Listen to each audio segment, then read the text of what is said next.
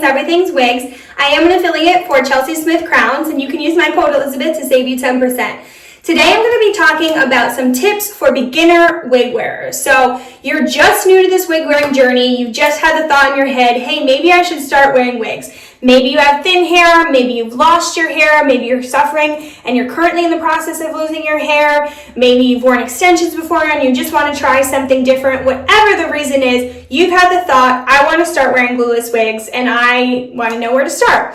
So first and foremost, one of the biggest things I see that is not a mistake, because I don't like to use that word, but where I see people kind of go in the opposite direction of what they should when they first start wearing wigs, is they pick a wig that is so out of left field from what their hair looks like or would look like, right? So let's say, for me, when I first started wearing wigs, my hair is really thin and short, and I had been dyeing it black and wearing extensions. So what I started with is a crown that looked like that. So this wasn't the exact crown, but it's pretty similar.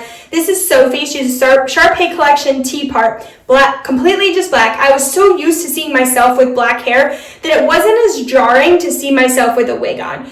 No matter what, getting used to seeing yourself with a wig on is going to take some time, and that first kind of time is going to be like, oh man, it looks like a wig. So the more that you can pull away from that, and so many people focus on the hairline and, you know, the feel of the hair, the texture, whatever that is, and all those things are important too, but I promise you a huge part of it is just getting used to seeing yourself with a wig on. So starting with something that is close to your density, close to the curl you would use, whether that's straight or curly, close to the color that you would normally wear. So like I said, for me, black, having these curls very similar to my extensions, it wasn't that hard to then go to the next level, which was maybe a brown with some blonde in it. So after I got comfortable with seeing myself with that black wig on, I went for like a little bit of a lighter brown. With that black root, still having the same root, but pulling a little bit more light brown. This is Jetta. This was in the light brunette coloring. If you ever had a chance to get to a Jetta, highly recommend. They're absolutely gorgeous, perfect 70s style hair. So then I started to do like a little bit different, right? So the next evolution was a light brown, and then we'll go to other colors after that. One step back from the mirror, right? When you are a first time wig wearer, you're gonna be so focused. Oh my gosh, that hairline. You're just gonna be like focusing so much on it. So take a step back from the mirror and really take yourself and your hair in fully. Feel if it gives you confidence. Feel if it's making you like, you know, feel really good and you're like, yes, I look amazing, without being so focused on what that hairline looks like, okay? Don't be so up close, because your eye is just gonna keep being drawn to that, and I promise you, nobody's eye is being drawn to it like yours is. Other things that you will need when you first start. So you'll want, any of Chelsey Smith Crowns comes with wig caps, so you'll have that. You can also get a, which I do recommend, this actually isn't a Chelsey Smith one, but I have plenty of those, a wig grip, so that helps keep it in place on your head. If you don't have any hair, a silicone wig grip might be a better option because it just helps grip a little bit more. And then you'll want to get some detangling spray. So this is like magic. It takes out any tangles. You can either use a wig comb or a wide tooth comb. Either of those will work. But the detangling spray is going to be like your best friend. Another tool that you might use early on is a heat comb. Chelsey actually has one of these, but you can also get them on like Amazon if they're out of stock when you need one. But those are kind of like the first things you will need, and then shampoo and conditioner that's made for for synthetic haired wigs. Chelsey has her own of that. So those are kind of the tools you will need at first. It's nothing crazy, just a few little things. And then after you get used to seeing yourself on like maybe the next step up from that, you can go, at that point you're used to it, you know what wigs look like on you, then you can start actually playing around with different colors that you wouldn't normally have. But if I just started with this right away, it probably would be a little bit jarring for me, and I'd probably be like, oh my gosh, it looks like a wig, it looks so fake. Of course it looks fake, it's nothing like what your natural hair looks like. And for me, at this point in my wig journey, I no longer care if it looks like my real hair. I don't care if people know it's a wig. I tell everybody it's a wig. I have these platforms, people know I wear wigs.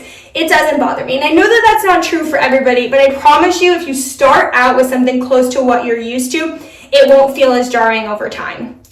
And then the other thing for beginner wig wearers is kind of like, you know, okay, I have that information, where do I start? So I'm going to take you on a little tour of the website. So this is Chelsey Smith Crowns, that website, and the biggest thing I find people get confused about is where you find all wigs. So there's a tab that says Shop the Show, and then there's a tab that says all wigs. So if you go to all wigs, that's going to take you to everything that's available, and you can scroll from there. Let's say you want to find a low density wig in your color. You can type in the search bar 120 density and then the color, or you can just type in 120 density. There's not a ton of those. 130 density is also great for a lower density wig if you're starting out. So these are all the different options that you can get. And on this, you're going to have your head measurement. So you're going to want to know what size you are. Chelsey's comes in petite, standard, and large. And at the bottom of each wig, those are the size measurements. So you'll measure around your head, your ear to ear, and some other measurements, but those are one of the most important. If you're in between sizes, totally okay. I go with a standard. I can fit into some petites, but I'd rather be in control of how much I need to tighten. If your head's really small, definitely go with that petite. There aren't as many large sizes, though they are coming, don't worry. They will be more over time. And then the density, so that is the thickness of the hair. Density for our normal hair is about 110 or so. So if you get a 150 density wig, that's going to be a ton of hair if you're not used to it. So if we're starting out, stay in that 120, 130 range unless you have really thick hair naturally. Plenty of people who have really thick hair still want to wear wigs, and that's totally okay. This is just if you don't fit into that category. Most of them are Futura fiber, which is a higher end synthetic, and some of them are BioFutura, which just has a little bit more texture. It's kind of a mix in between a Yaki and a Futura fiber. So I know that I just did a frequently asked questions, but this was just really geared towards beginners, this video. If you are a beginner and you have other questions you want me to answer, put them in the comments. I'm so grateful for y'all being here and following around. I'm Liz. You can shop my storefront for Chelsey Smith Crowns, which is in my profile, and use code Elizabeth to save you 10%. I'm always here if you have any questions. Thanks for the follow. Okay, love you. Bye.